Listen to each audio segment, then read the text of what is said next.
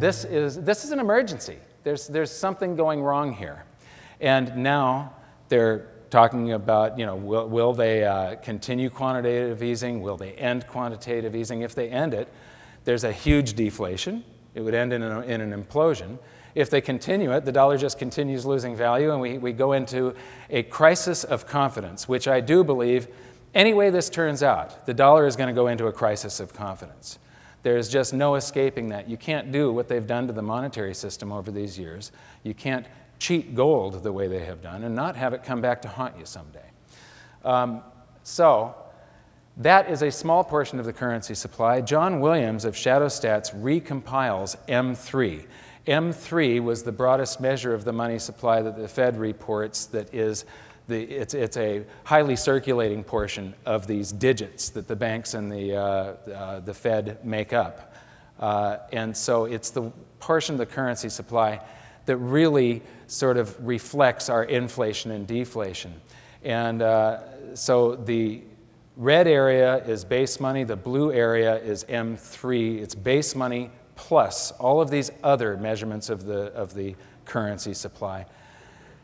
It's collapsing. Do you see that on the top there?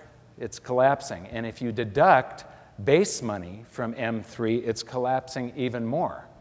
It's collapsed by over 12% here. This is huge. I can't tell you how big this is.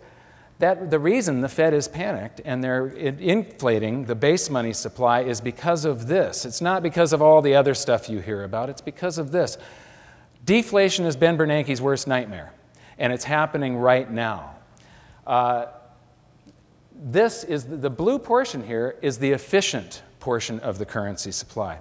It's created when I sign a home mortgage and I buy that brand new home from a contractor that just employed people.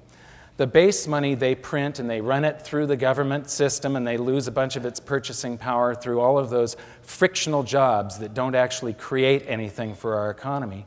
And then they eventually pay somebody, and then it ends up in the bank accounts, and then it starts helping the economy by the time it goes through fractional reserve lending. But if nobody borrows it, the whole thing collapses. It goes into reverse. And that's what's happening. This is total consumer credit outstanding.